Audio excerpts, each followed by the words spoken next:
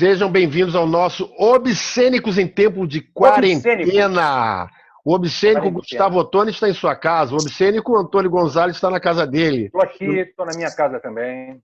E o nosso convidadíssimo hoje, com muito prazer, só brilhantando o nosso Obscênicos, é o Guilherme Weber. Fala, Guilherme, tudo bem? E aí, queridos, maravilha. Obrigado pelo convite para conversar com vocês. Obrigado a você. Primeiro, deixa eu fazer aqui, eu tenho que fazer uma declaração de amor à sua cidade, né, cara? Eu sou completamente apaixonado por Curitiba. Né? Sobrou alguém apaixonado ainda? Que bom. Não, eu não vou lá há alguns anos, entendeu? Mas é desde 2011 que eu não vou. Mas, cara, é assim, uma cidade incrível. Meu pai morou lá, depois voltei lá com o teatro N vezes. É uma cidade Eu incrível. amo Curitiba. Eu amo Curitiba e sofro que Curitiba tenha se tornado, em algum aspecto, um símbolo de um lado muito negativo, né, do Brasil. É que pode, né, cara? E é uma pena. Né? Então, às vezes, quando eu tenho que falar eu sou curitibano, hoje, eu automaticamente começo a me justificar um pouco. E nessa justificativa eu começo a fazer uma defesa da cidade, que é lembrando o que ela tem de melhor. Aí eu começo a falar de Paulo Leminski, Dalton Trevisan, Jaime Lerner, né? Jaime, o próprio Festival de Curitiba. Então eu começo levantando a memória do que Curitiba tem de incrível. É uma cidade incrível, realmente. Então vamos aproveitar essa bola que você levantou, cara. Eu acho, hein, Gonza? Eu acho que o Guilherme podia começar falando assim um pouco, um pequeno história. Como é que você começou? Aonde você começou? Com quem você começou lá em Curitiba? Você fez escola? Você tem formação específica? Não. Como é que foi essa história? Foi tudo bem informal, assim. Eu sou bem autodidata e minha relação com a carreira foi acontecendo de uma maneira bem informal. Eu comecei a fazer teatro na escola, uma escola chamada Escola Anjo da Guarda, que era uma escola bem alternativa, muito liberal e muito focada nas vocações dos alunos. Meu pai, que também é cinéfilo, me deu na época, eu fiquei muito fascinado, ele me deu uma coleção de revistas chamada Cena Muda, que eram revistas sobre cinema dessa época. E aí eu comecei a ver aquelas revistas. Então foi muito louco que eu comecei a me apaixonar pelo universo do cinema antes de ter visto os filmes. Eu já sabia tudo sobre os atores, todo o cotidiano deles, mas não tinha visto os filmes ainda. Ele está falando de uma época que não tinha videocassete. Eu pareço bem jovem, mas eu tenho 48 anos. Uma criança. 48, fiz 48 agora aqui. em maio. Aí eu comecei a frequentar os cineclubes lá de Curitiba, que tinha uma cena cineclubista muito forte, do Aramis Millar, e muitos teóricos de cinema. E aí eu comecei finalmente a ver os filmes sobre os quais nós conversávamos. E então o cinema foi uma coisa assim que me atravessou. E aí quando eu acho que a minha mãe percebeu que seria impossível para mim ser um ator de Hollywood dos anos 40, e que também era muito difícil ser um ator de cinema. Como é que você vira um ator de cinema, né? Morando em Curitiba com 12 anos, para me salvar dessa frustração, ela me colocou numa aula de teatro na escola.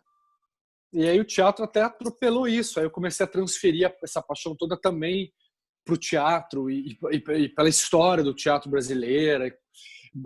Comecei a ler muito sobre TBC, sobre o Arena, sobre Oficina. Então ficou esses dois universos meio que paralelos na minha formação teórica, né, inicialmente. O cinema americano, norte-americano clássico, hollywoodiano clássico, e o teatro, especialmente esse teatro plural do Brasil, que é dessa coisa meio europeia do TBC, ao teatro político do Teatro de Arena, a esse projeto dionisíaco da Oficina. Então isso tudo foi fazendo muito a minha cabeça. E aí você fazia teatro e estudava muito também. Você sempre foi um cara estudioso. Não é nem estudioso, porque parece que essa palavra carrega algum tipo de Não, uma coisa gostosa, entendeu? Não era obrigado. Mas você gostava, era interessado, você lia sobre, né? Lia muito. E a coisa que a gente sempre podia ter, a gente tinha esse privilégio em casa de ter muitos livros, e a gente podia comprar livros sempre quantos quisesse. Né? Tinha assim, não podia comprar brinquedo, não podia comprar o doce, aquela coisa da educação, mas livro era liberado, comprava-se. E então eu formei uma biblioteca também muito cedo, e esse culto ao livro é uma coisa que eu herdei de família. E aí fui seguindo na cena do teatro amador lá em Curitiba, com algumas mestras, que é a Fátima Ortiz, a Leonilda Quessa, que são atrizes e diretoras do teatro paranaense. O Paraná, especialmente Curitiba, tem uma cena teatral muito forte, né, muito intensa, muito produtiva e muito talentosa. Assim, vi grandes montagens que me fizeram a cabeça, montagens que ficaram circunscritas ao cenário curitibano, mas uma montagem histórica das Bruxas de Salem, que o Marcelo Marchioro dirigiu. Raul Cruz, que era um grande diretor e artista visual, foi uma das primeiras vítimas da AIDS, e era um cara muito interessante, que misturava algumas lendas curitibanas, como a Maria Bueno, com Dalton Trevisan, e tinha uma assinatura muito personalíssima. Fui seguindo no Teatro Amador até conhecer alguns amigos do Teatro Amador, entre eles o Felipe Hirsch, que tinha um grupo de teatro amador na cidade. Que o Felipe é carioca, mas se mudou para Curitiba com 10 anos de idade. O Felipe é mais velho que você, Guilherme? A gente tem exatamente a mesma idade. Ele faz 1º de abril e eu faço 6 de maio. A gente tem um mês de diferença. Mesma coisa. Nesse grupo também estava a Guta Stresser. Olha só. Depois se juntou a nós a Fernanda Fará, que é uma atriz que não é muito conhecida no Brasil, que mora em Berlim já há muitos anos, é uma das estrelas do Schaubühne lá. Legal. Então foi virando um grupo. A gente começou a fazer teatro amador juntos, até que a gente se profissionalizou e fundou uma companhia que se chamou Sutil Companhia de Teatro, que durou 20 anos e que se inscreveu assim no cenário do Brasil como uma das companhias mais importantes da década. A companhia não está mais ativa não, Guilherme? Não, já faz alguns anos.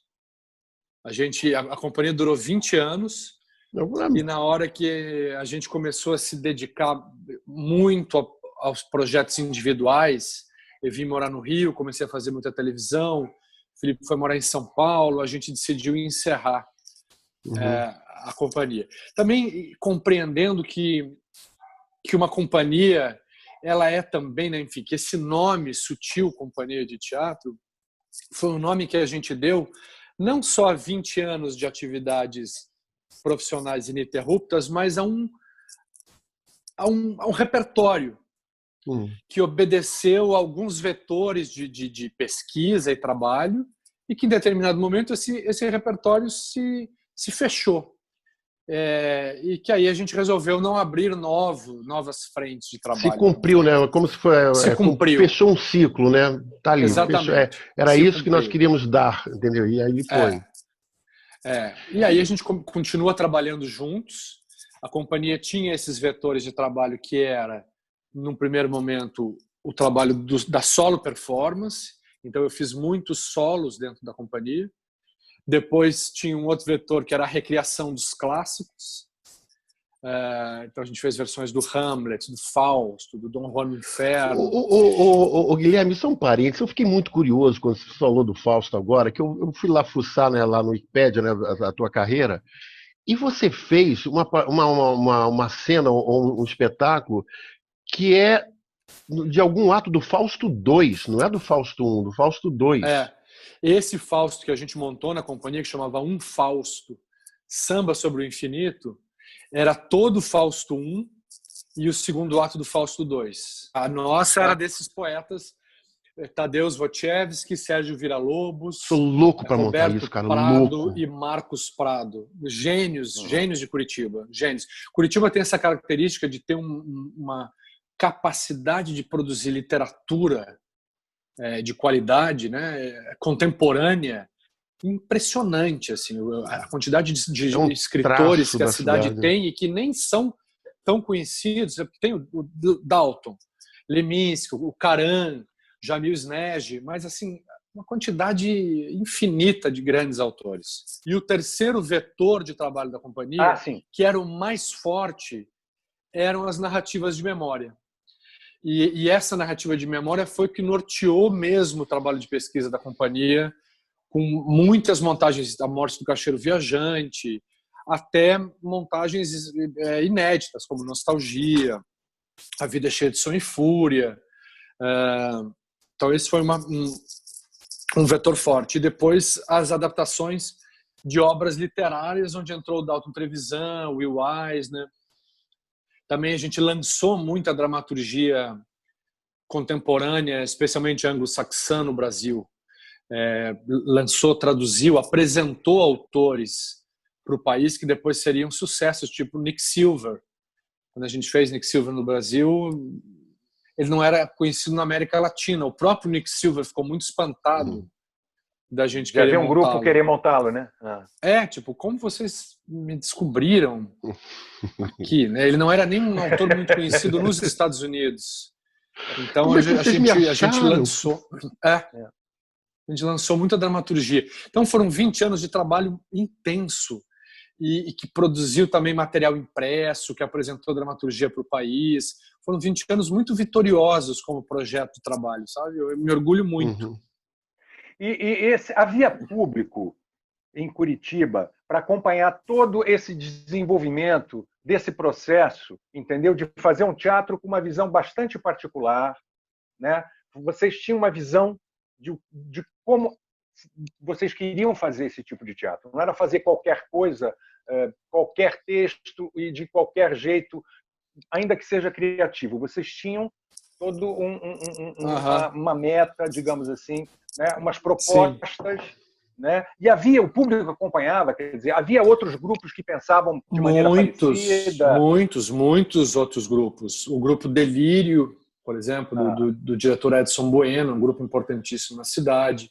O Foz, que é o grupo do Raul Cruz, era o grupo do Raul Cruz, personalíssimo também, com uma produção inédita de dramaturgia assinada por ele. O César Almeida, tem um grupo chamado Rainha de Duas Cabeças, que tem toda uma pesquisa sobre o queer e sobre o camp, e isso muito antes de se falar tão abertamente sobre o queer. Tinha uma pesquisa bastante marginal sobre a produção gay, sobre o que é uma dramaturgia gay, o que é uma produção gay.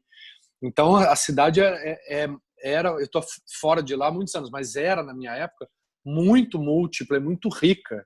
Foi uma cidade muito importante para crescer como artista nesse sentido. E o público acompanhava. Claro, um público restrito, que mantinha uma peça de sucesso em cartaz no máximo por 2 meses.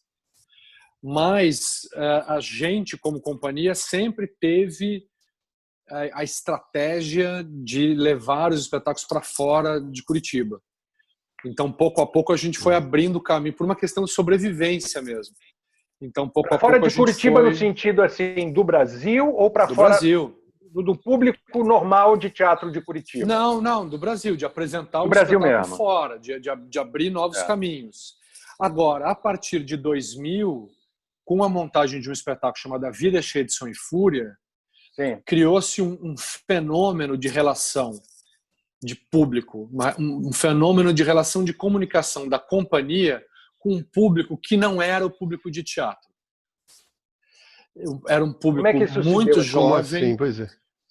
Vocês chegaram a ver essa montagem? A Vida é Cheia de Sonho e Fúria? Eu não vi. Sim, eu vi. Ela era baseada num livro do Nick Hornby chamado Alta Fidelidade. Depois virou best-seller, virou filme, né? Virou série. Filme. Mas a gente fazia quase homenageando o Aderbal, o romance Cena, era quase o livro inteiro. O espetáculo tinha 3 horas e 20. E ele tinha uma linguagem muito pop. A direção do Felipe era altamente comunicativa, com muitas projeções. Na época que não se fazia muito projeção. Foi a primeira vez que eu vi aquela telazinha onde vocês projetavam. Exatamente. Acho que foi a primeira vez depois que o Gerald Thomas usou muito a tela rosco. É verdade. Mas ele usava só como filtro. Eu acho que a gente foi a primeira vez que usou a tela como uma narrativa mesmo. Onde a dramaturgia acontecia no palco e na tela. Era um segundo palco. Eu acho que isso então teve um impacto muito forte para o público. E era um espetáculo que falava sobre o amor e sobre música pop. Então todo mundo que amava música pop, que amava rock, começou a ir ao teatro, e era um público que não ia ao teatro normalmente. Era um público que não via, não frequentava, não estava interessado. Então, eu me lembro, foi um esse fenômeno, era um fenômeno. Isso coincidiu também com o início da internet no Brasil, o início do Twitter. Então, isso tudo dos blogs, né? Foi virando um fenômeno de blog, de comentários. E isso durou muitos anos, porque A Vida Cheia de Sonho e Fúria ficou 6 anos em cartaz, em repertório. Depois a gente fez Nostalgia, que era uma espécie de spin-off do personagem, era o personagem da Vida Cheia de Sonho e Fúria mais jovem.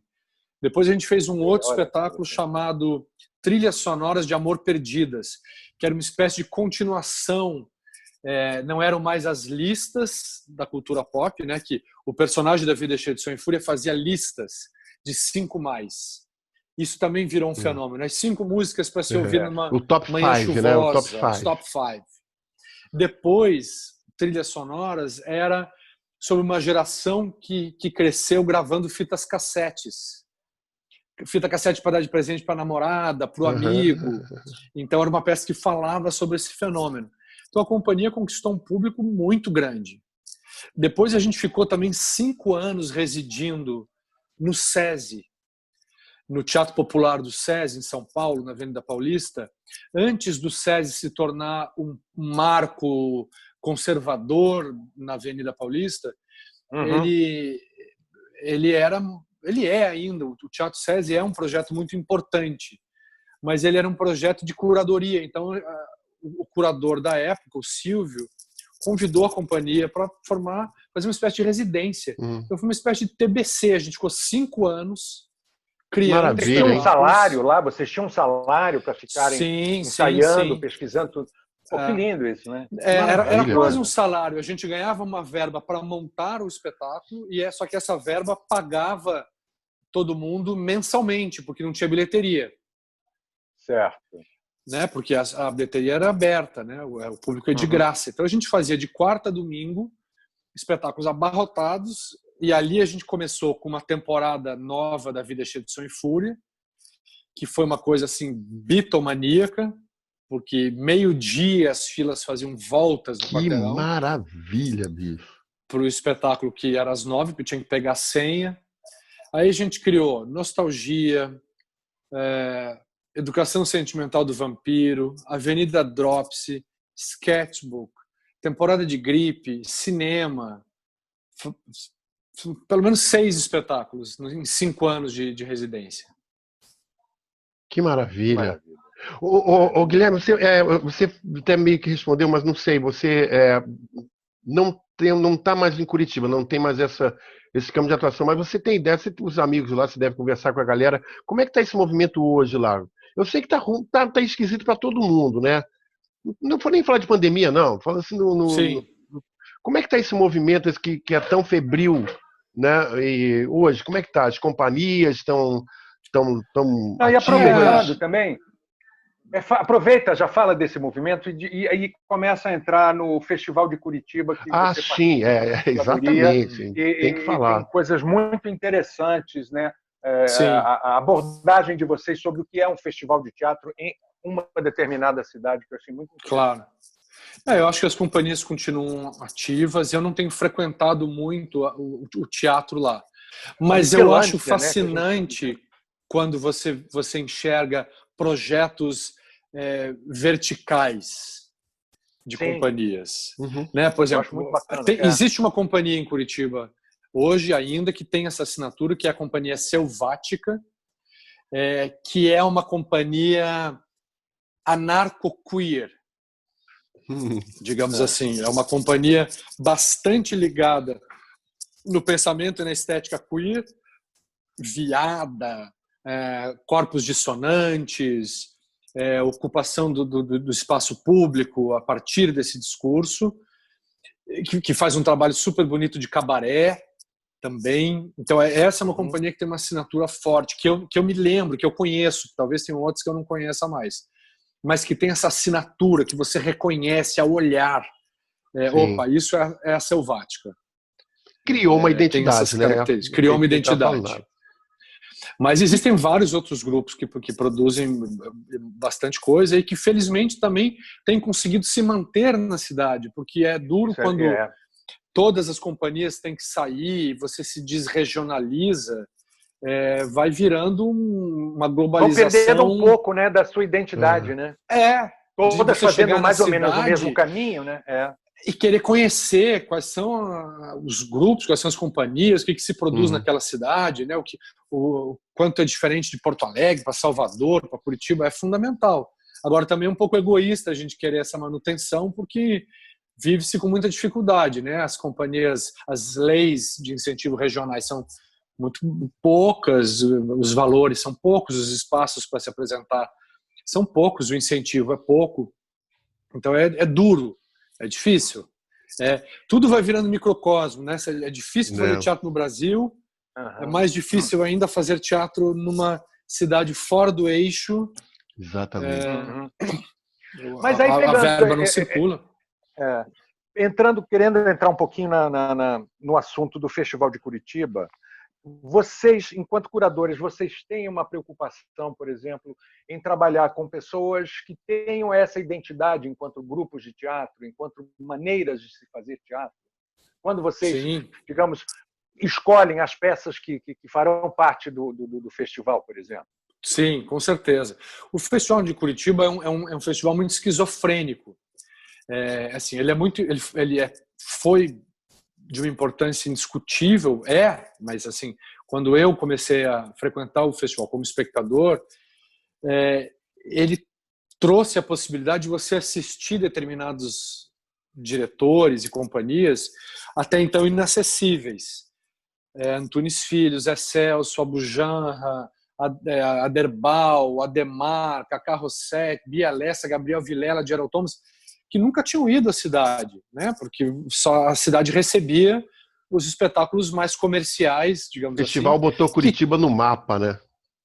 Botou na rota, botou no mapa do mundo e formou os espectadores da cidade, refinou o gosto dos espectadores. Então ele fez assim, foi um papel fundamental na história da cidade. Da cidade mesmo, você diz, além do público habitual de teatro, quer dizer, atraiu muito mais gente do que simplesmente o público que já frequentava. Com certeza. Acho que educou o curitibano a ir ao teatro, a pegar o gosto de ir ao teatro. Legal. Fortaleceu a classe teatral em diálogo com o resto do país. Isso. Colocou a classe também no mapa, porque sempre tinham produções da cidade em cartaz, no festival. A companhia, por exemplo, A Vida Cheia de Sonho e Fúria, só estourou para o resto do Brasil porque a gente estava em temporada durante o Fringe e os críticos de teatro buscavam no Fringe as novas vozes do teatro, porque eram jovens, né, normalmente. Isso eu estou falando, a gente tinha 29 anos. Um crítico foi assistir, recomendou a peça para o Abujanra, que eu considero o verdadeiro padrinho da companhia. O Abujanra foi assistir, voltou para o hotel onde ele estava hospedado e lotou uma van. Começou a botar as pessoas na van para ir assistir a peça. Falou, venham, vocês têm que assistir. E nessa van que ele botou gente, estava o Nelson de Sá e a Lenise Pinheiro. E eles foram assistir. Nelson é o crítico da Folha, foi editor da Ilustrada, e a Lenise Pinheiro é a grande fotógrafa de teatro do Brasil. E eles foram assistir a peça e adoraram. E aí a Lenise resolveu produzir a primeira temporada da peça em São Paulo. Então a Lenise é uma madrinha da companhia.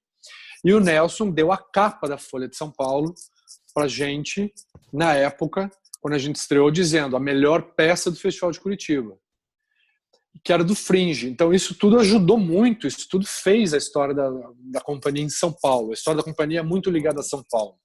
A gente veio pouco ao Rio, mas a história mesmo é ligada em São Paulo. Então o festival também deu esse tipo de oportunidade para companhias da cidade. Durante muitos anos teve a mesma curadoria, e em determinado momento o Leandro resolveu mudar essa curadoria justamente para buscar novos olhares para o festival, né? Porque uma companhia também se faz de repertório pessoal, né? Uma curadoria também se faz de repertório pessoal. Então, acho que o Márcio Abreu e eu assumimos essa curadoria numa época de mudança de paradigma mesmo. A partir de quando? Há 6 anos atrás. Sei. Olha, eu achava que fosse há mais tempo. Não, há 6 anos. E a gente fez uma mudança de paradigma mesmo dentro do festival. Por que eu digo que o Festival de Curitiba ele é esquizofrênico? Porque ele tem que dar conta de muitas coisas. Ele tem que dar conta de um guairão e de uma sala alternativa. Parte da renda mantém o próprio festival. Então é um festival também que precisa de bilheteria. Mas, ao mesmo tempo, a demanda desse convite para a gente foi conectar o festival a um público que não frequentava mais. Um público jovem, mais alternativo. Colocar novas pautas com quais o festival... Porque o festival nunca teve uma curadoria assinada. Ele sempre teve uma curadoria de reuniões de grandes montagens. E pela primeira vez a gente começou a fazer uma curadoria assinada, que propunha temas, que provocava os artistas a trabalharem a partir desses temas, que coproduzia alguns desses artistas, que olhava para pautas identitárias, o teatro negro, o teatro trans, o teatro queer, o teatro de rua, o teatro da periferia. Então essas são algumas das nossas emergências como curadores. Também a compreensão delicada de que não se faz curadoria com gosto pessoal, então não se trata do seu gosto, e sim se trata do que a cidade precisa receber naquele momento, com que tipo de público ela pode dialogar, independente de se você gosta do espetáculo ou não. E fazendo um tributo, aproveitando para fazer um tributo a uma figura extraordinária que nos deixou essa semana, que é a Maria Alice Vergueiro. Eu só aceitei o convite da curadoria pela Maria Alice Vergueiro, porque eu fui assistir um espetáculo dela chamado Why the Horse, que foi uma das coisas mais lindas que eu vi na minha vida, onde ela encenava o próprio velório. Não sei se vocês tiveram a oportunidade de ver. Mas eu soube. Ela encenava o próprio velório, cara. Ela falou para o Zé Celso: eu quero morrer em cena. E o Zé falou: ué, Maria, então vai ensaiando, uma hora você consegue. E ela falou: é isso, eu vou encenar o meu velório. E se der sorte, eu morro em alguma sessão. E quando eu fui ver aquilo, eu fiquei absolutamente estonteado, porque era a transcendência do teatro domesticando a morte, colocando a morte numa prateleira concreta. Era a Maria Alice na cadeira de rodas, falando com dificuldade, nua, sendo arrastada. O cenário eram as lápides de todos os autores que a formaram. Então tinha a lápide do Shakespeare, do Beckett, do Brecht, do Kurt Weill, lápide de pessoas que não tinham nem morrido ainda, do Zé Celso, do Kaká. E ela fazia uma performance extraordinária junto com o Lute, com outros atores. E no final, ela tinha uma cadeira, que era um trono. Essa cadeira deitava, virava um caixão, colocava-se um véu em cima, flores, e ela começava a ser velada. E virava um velório. O público subia no palco, ficava em volta do caixão da Maria Alice. Maria Alice estava lá de olho fechado, de mãos postas. Algumas pessoas levavam flores, porque isso foi virando um happening. Então eu levei flores. Que incrível, cara. Coloquei flores para ela, chorei, me despedi dela, falei tudo que eu queria dizer. Então os amigos se despediam dela e ela ficava ouvindo aquilo. Eu lembro o dia que eu fui assistir, estava o Antunes, estava a Maria Bonomi. Essas pessoas todas falaram coisas para a Maria Alice. Ela teve a oportunidade de ouvir os amigos se despedindo dela. Que incrível isso, que incrível, cara. Que incrível, absolutamente. Era de uma beleza. Incrível. E ela ficava nesse caixão o tempo que durasse essa despedida. Às vezes durava horas. E aí, em determinado momento, quando as pessoas iam indo embora, o Lute falava: ok, Maria Alice, Chega de Pode ir ao mulher. banheiro agora. Volta. E na noite que eu fui assistir, a gente até carregou ela nos braços de volta até o camarim. Era uma imagem assim, tipo Cleópatra entrando em Roma. Rede viva ali. Olha. E aí eu fiquei tão impressionado que eu liguei pro Leandro, que era o diretor do festival, porque eu perguntei, Maria Alice, vocês vão fazer a peça em Curitiba? E ela falou, não, porque os curadores acho que não gostaram muito e tal. E eu liguei pro Leandro e falei, olha, se vocês não levarem essa peça pro Festival de Curitiba, vocês vão deixar de apresentar a coisa mais linda que está em cartaz no mundo hoje. No mundo, não é nem no Brasil. Que é uma atriz fazendo o exercício da finitude. E aí ele falou, você quer ser, então, curador, junto com o Márcio Abreu? Eu falei, se for para pautar o Why the Horse, eu quero. Então nasceu disso, essa vontade, esse chamado. E aí eu falei, Maria Alice, eu só estou virando curador.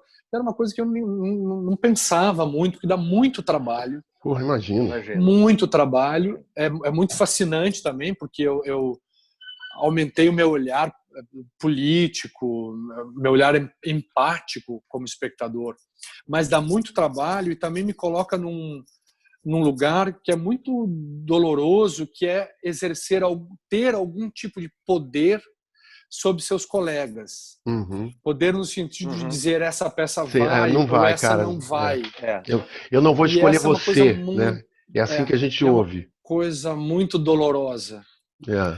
E eu não gosto de fazer exercício de poder. Então me custa muito, também porque as pessoas não entendem muito como é um trabalho de curadoria. E é uma coisa que envolve dinheiro, entendeu? Envolve a subsistência, às vezes a possibilidade de um espetáculo fazer carreira. Então é muito doloroso esse exercício.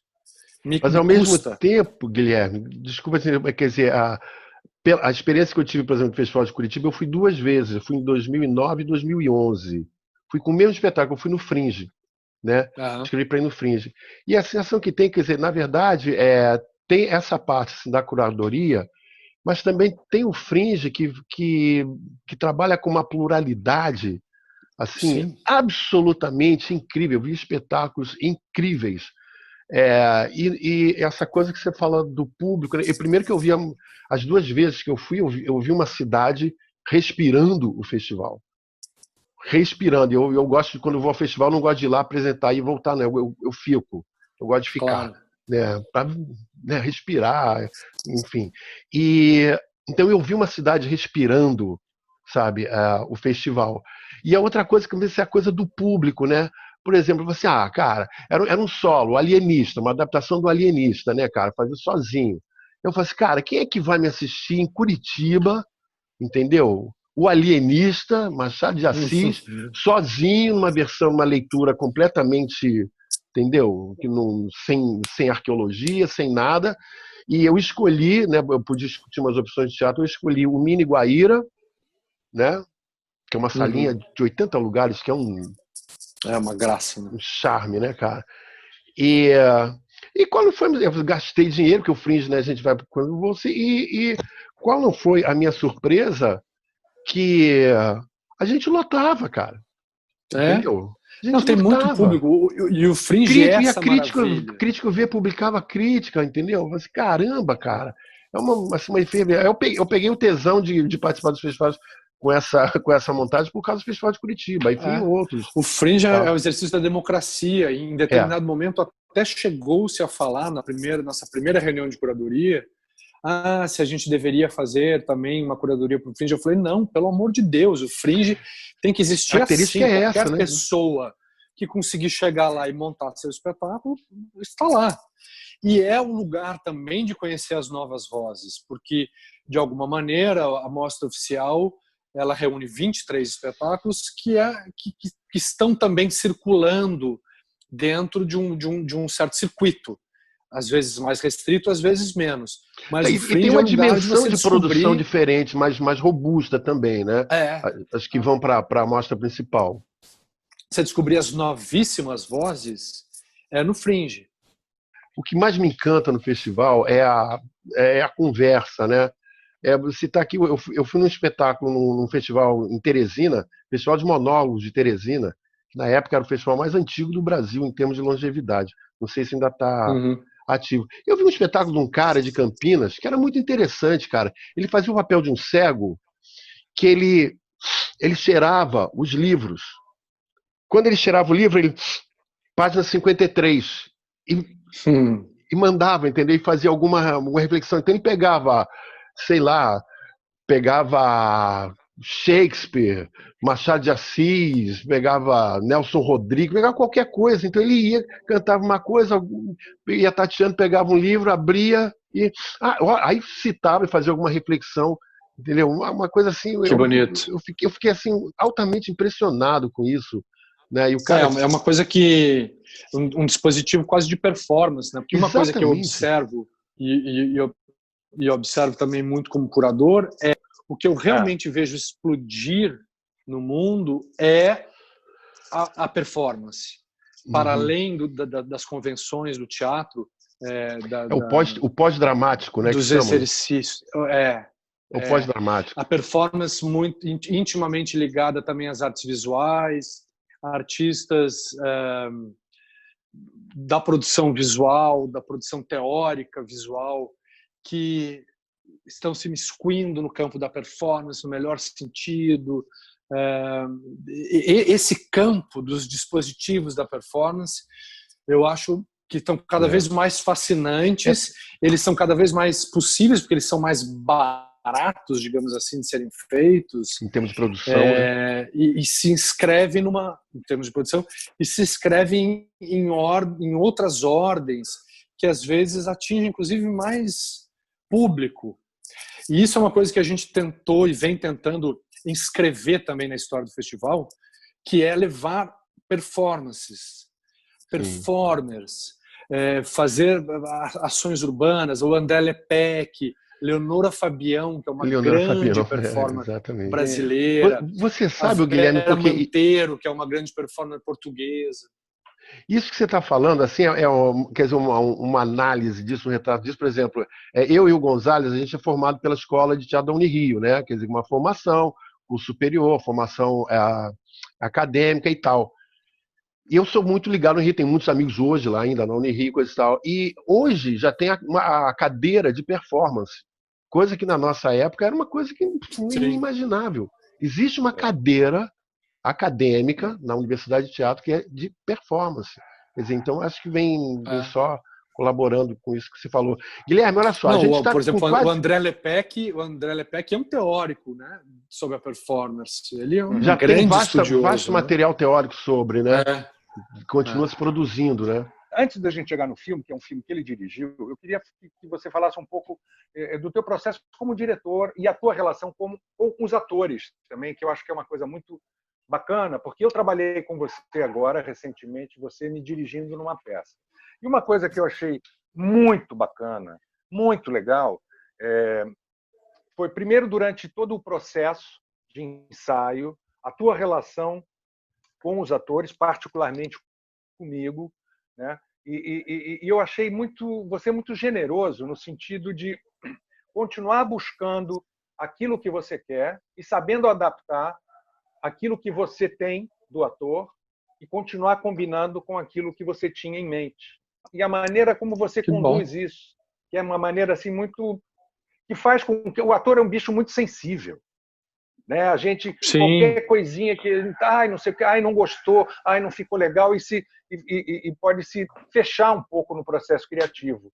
Claro. E acho que você consegue fazer com que dizer tudo que você não está gostando, tudo que você está querendo, e a pessoa continuar motivada e querendo cada vez mais chegar nesse caminho, entendeu? Não, acho que você falou mais do que eu poderia dizer de mim mesmo como diretor, pelo ator. Então é sempre, eu acho isso que você fala, né, que o ator é sensível, o ator é frágil, obviamente por ser ator. Eu sei o quão doloroso é para a gente tentar atingir determinados lugares. Não é frescura, mexe com muita coisa. E essa dor é também material de trabalho. mas essa dor tem que ser produtiva, proativa, prazerosa, né? Ela não pode ser terrível.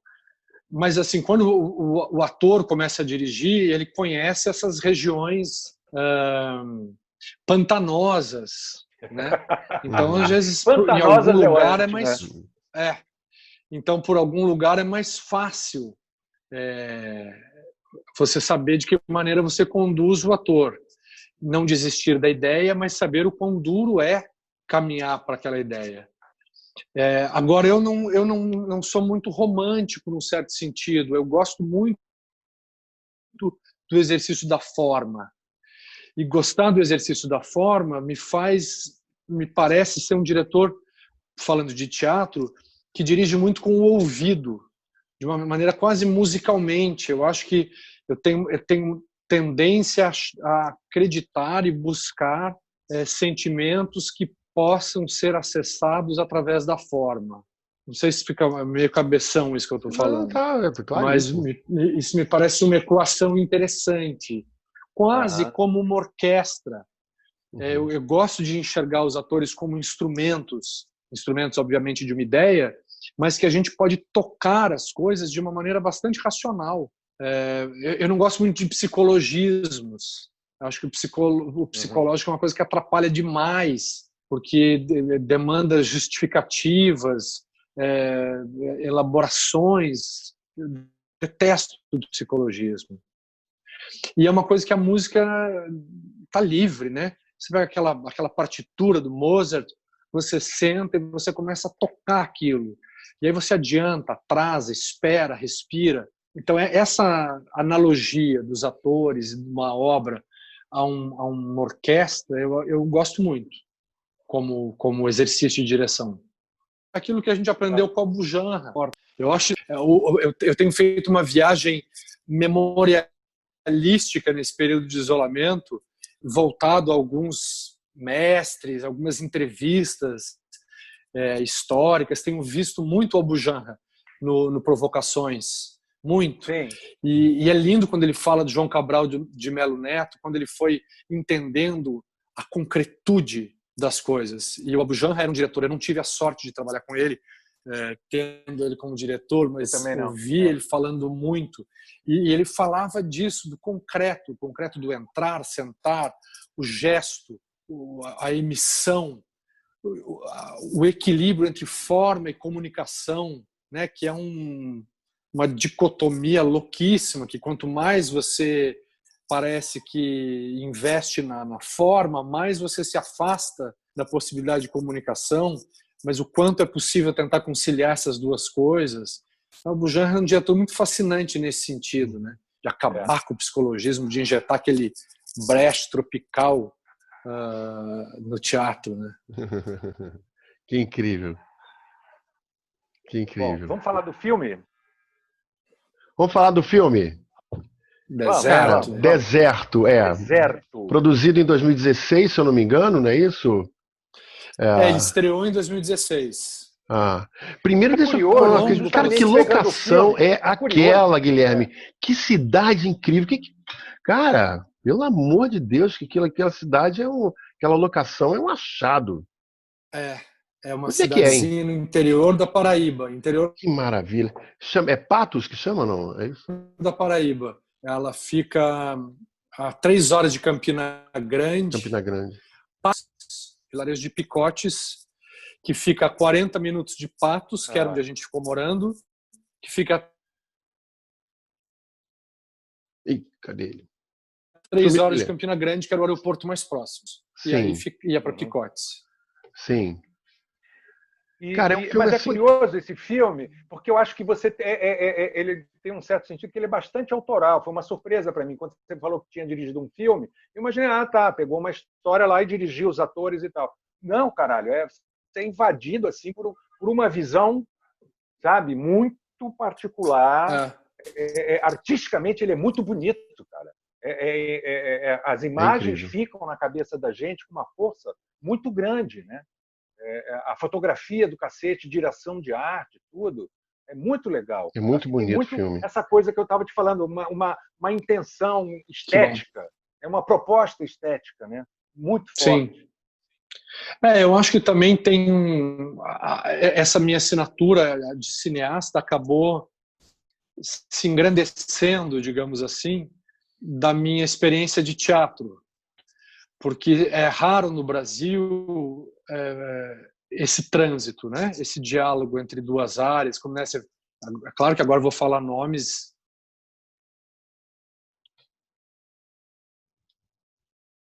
Sumiu, Guilherme. Ih, Guilherme, sumiu. Perseguidor do telefonema.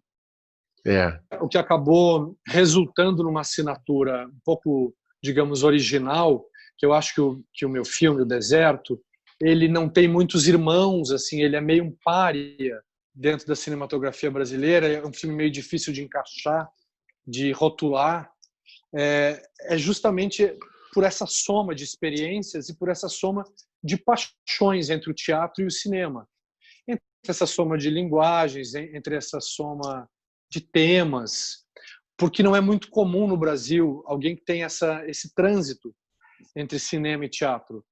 Diferente de o Bergman, que fez cinema e fez teatro, desculpem a heresia do nome, mesmo Sam Mendes, né, nos Estados Unidos. Então, assim, esse trânsito traz uma assinatura diferente de uma pessoa que gosta de ver Pina Bausch e também ama Sérgio Leone. Então, aonde que essas misturas, e gosta de Dalton Trevisan, então, de onde essas misturas, esse liquidificador forma uma assinatura. Uhum. E aí também você vai elegendo os seus temas referenciais, né? O Deserto também ele ecoa temas que me fascinam, que é a falsificação da identidade. Eu fascino pelos atores, o exercício do ofício de ator, até uma certa metalinguagem que o ator domina. Então, esses foram temas, são os temas principais do Deserto, e que vêm também dos meus temas fetiches, digamos assim.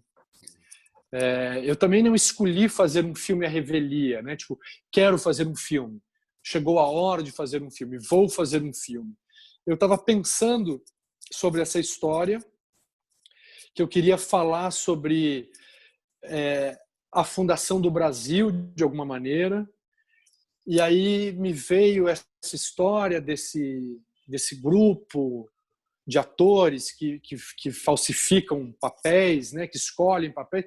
Só que eu fui entendendo que isso não era uma peça de teatro, que eu precisava do realismo concreto do cinema. Porque se eu fizesse no teatro, o excesso de símbolos enfraqueceria a história. É um ator de teatro fazendo um personagem que falsifica um outro. Então eu comecei a achar que não era para o teatro, que tinha que ter a concretude do cinema. E aí a concretude que eu digo é ir para a locação, fazer estar lá naquela locação, naquele lugar, né? A pedra tinha que ser pedra, o céu tinha que ser céu, a sede tinha que ser sede. E aí virou a ideia de um filme. Aí eu fui atrás de fazer um filme. Então ele também nasceu de uma junção, de uma necessidade de mídia, para além de simplesmente o exercício de vou fazer um filme. Então acho que ele ganha um lugar nisso, nessa necessidade.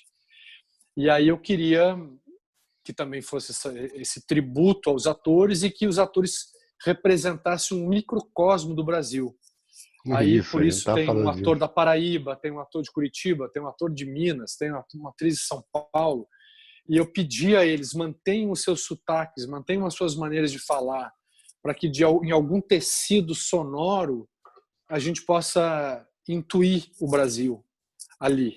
Porque para mim, intimamente, eu não sei o quanto isso fica para quem lê, porque você deixa de ser dono da obra, né? Mas para mim é um exercício, é uma construção, é uma reflexão íntima sobre a construção do Brasil. Exatamente. A mulher, o negro. Isso para mim ficou muito claro no filme, Guilherme, muito claro. Estava falando aqui antes de você chegar, estava comentando o filme com o JP e com o Antônio, né? Quer dizer, essa coisa metafórica, né? Quer dizer, primeiro da trupe de teatro, né, que a gente vive, né, sabe o que é isso. Ele trabalha muito com a impossibilidade da realização, né? Enfim, tem toda essa coisa assim, do teatro. Mas ele, para mim, assim, o que me pareceu muito assim, ao final é que, cara, esse cara ele tá falando, tá refletindo o Brasil, tá refletindo a sociedade brasileira, como com todas as suas merdas, entendeu? Com todas as suas sabe, a sua lama, sabe? É o cara que é tarado, ele tem a privada, quer dizer, sabe? Abraço privado, o que atrai ele, entendeu? Não sei se o nosso público aqui vai ver o filme, eu posso estar dando spoiler para a galera que está vendo os nossos obscênicos aqui. Não, é um tipo de filme que não tem spoiler. Mas assim, essa coisa metafórica, assim, sabe, me atraiu muito, assim, e eu acho que fica mais claro do que se falar do fato estritamente fato, entendeu? Você fala da criação, o sorteio daqueles papéis que começam a ser vividos com, né, o cara do padre é uma coisa de louco. O cara na hora baixa o padre e já, sabe, vai beijar minha mão, cara, entendeu? É uma coisa e entra, e ao mesmo tempo, sabe, fica uma coisa carnal. Eu achei assim, sabe, engraçado. Eu tenho que pensar mais, que é um filme que ele fica rebimboando. Existe esse verbo? Que rebimboar? Bom. Existe. Rebimboando. Rebombando. Rebombando, né? Rebimboando. Então, um novo neologismo aqui. Exatamente. Aí, então, ele fica repercutindo na cabeça, pronto, para ficar melhor assim, para ficar usando o português correto. Que bom que ele bateu assim, que essas alegorias bateram. Bate muito forte. Dessa maneira. E foi um exercício interessante, acho que foi um exercício interessante para todo mundo que fez o filme também. Eu me lembro de conversar muito com meu grande amigo Rui Poças, que é o diretor de fotografia do filme português, foi o primeiro filme que ele estava fazendo no Brasil, e dessa fusão de linguagem. Então ele sempre vinha partindo de como é que a gente movimenta a câmera, e às vezes eu falava, mas será que a gente precisa movimentar a câmera ou a gente movimenta os atores dentro do quadro, né? Porque são pesos diferentes. A gente não precisa sempre movimentar a câmera. A gente pode movimentar os atores. Os quadros podem ser compostos de maneiras distintas. Movimentos... Trabalhar uma mise-en-scène dentro do quadro, né? Porque movimentos trazem narrativas diferentes. Uma coisa é a câmera se movimentar, outra coisa é o ator se movimentar. Mas também foi uma experiência interessante juntar esses dois pensamentos. Foi um encontro muito fértil com o Rui. Pensar ferramentas, né, de pensamento narrativo entre o cinema e o teatro. Eu fiquei muito feliz com o resultado. No início ele me levou um pouco me levou não, mas me lembrou um pouco A Caravana da Ilusão. É um texto, acho que é do Alcione Araújo, se eu não me engano. Sim. Você conhece esse texto, Guilherme? Conheço, eu vi essa peça. Muita gente lembrou do Fellini, tem gente que lembrou do Viagem do Capitão Tornado. Também, pode crer, olha só. Exato, era isso que eu tinha falado antes, que tinha a ver. Tem coisas que vão virando quase subgêneros, né? Uma trupe viajando já é um subgênero. Né? O exercício da trupe, do coletivo, do grupo de atores, já é um subgênero em si. Né? É uma maravilha. E também eu tinha uma percepção em relação ao filme de que eu queria demandar do espectador um olhar que não fosse necessariamente um olhar contemporâneo. Eu fiquei fazendo um exercício de entender que a gente assiste um clássico de uma maneira diferente de como a gente assiste um filme contemporâneo. Claro, obviamente, o clássico já se inscreveu na história, né, da arte, mas a gente dispõe um outro olhar. E eu queria provocar, de alguma maneira, essa outra disponibilidade de olhar. Não sei se dá para entender muito o que é essa disposição. Eu senti isso novamente ontem, por incrível que pareça, quando eu assisti um filme, não sei se vocês viram, chamado Lázaro Felice. Não. É um filme italiano, está na Netflix, de uma realizadora muito jovem, de 30 e poucos anos, italiana, Alice, não lembro o sobrenome dela, e você assiste esse filme dispondo de um olhar de clássico. Você coloca a sua percepção para ver um clássico, sem saber se ele vai se tornar um clássico ou não, sem alguém ter te dito isso é um clássico. O filme vai começando e ele vai forçando o seu sentimental a vibrar nesse lugar. Ele te conduz, né? O filme te conduz para isso. Você imediatamente enxerga ele poderia ser um filme clássico do cinema italiano dos anos 60. E eu acho que O Deserto, sem querer parecer metido falar nisso, mas isso é só uma percepção, eu acho que O Deserto poderia ser, se você falasse, olha, eu descobri esse filme aqui, ucraniano, dos anos 60, acho que você poderia vê-lo dessa maneira. E não é todo filme que você pode fazer isso, acho que é uma característica dele. E é uma característica curioso, né? Porque que eu provoquei nele, eu queria isso intencionalmente. E é curioso, porque você é de Curitiba, você tem toda uma convivência com a cultura pop, Curitiba, Rio de Janeiro, São Paulo, né? Cidade grande, essa coisa toda bem cosmopolita. Você foi, se não me engano, a história original é mexicana, né? O livro é mexicano, não é isso? O livro você foi lá para cima, para o hemisfério norte, e trouxe a história para se ambientar no interior do Brasil, né? Eu acho que isso tem uma coisa assim de qualquer pessoa que vir esse filme, assistir a esse filme, quer dizer, vai se identificar, vai entender perfeitamente, entendeu? Ele é muito todo arquetípico. Lugar do mundo. Ele é muito arquetípico. Por mais que na minha secreta ambição ele fala do Brasil, ele acaba falando arquetipicamente. E também quando você lê o livro, ele se baseia num livro mexicano, ficou tão distante, porque eu realmente só acredito em adaptar, recriando, reescrevendo, né? O Leminski falava isso da tradução. O Leminski dizia que quando ele ia traduzir uma obra, ele na verdade estava reescrevendo essa obra. Pô, maravilhoso, Guilherme, esse papo. Que bom. Adorei. Volto a te falar, a intenção da gente era fazer, quando fizesse esse programa remoto, que fosse um pouco mais curto do que o presencial, nem nada. Cara, teve tanto assunto que a gente está até agora, já tem 1h30 que a gente está falando aqui. 1h30, caramba. Que delícia. Exatamente. Porra, Guilherme, agradecer você de coração. Meninos, adorei, foi demais, cacete, é tão bom pra caramba. A gente organiza as ideias, né?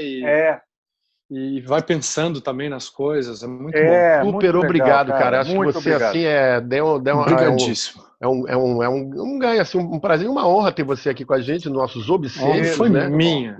Gustavo, adorei que você viu o filme, o Antônio eu já sabia que tinha visto. Cara. E adorei que ele ecoou, bateu, ele está rebimboando. Está disponível no YouTube para quem quiser assistir. Com uma qualidade boa, viu? A qualidade está ótima, Os filmes brasileiros ganham essa sobrevida, né? Também pós. Que bom, lançamento. Né? Eles começam a existir, né? Que bom. No Canal Brasil, no streaming, no YouTube. Isso. E a gente, quando termina, antes de terminar o programa, a gente tem um quadro no nosso programa que chama-se Minhoca na Cabeça. Que é sempre uma frasezinha que a gente diz para as pessoas ficarem pensando essas frases. E, aproveitando que hoje o programa é com você, eu vou pegar uma frase que com certeza você conhece, que é uma frase do Paulo Leminski, que diz que a arte é a única possibilidade do homem viver além da necessidade. Isso. Vamos ficar pensando essa frase. Esse foi o Minhoca na Cabeça de hoje, esse foi os nossos obscênicos. Aguardo que vai ter mais. Valeu, gente. Obrigado.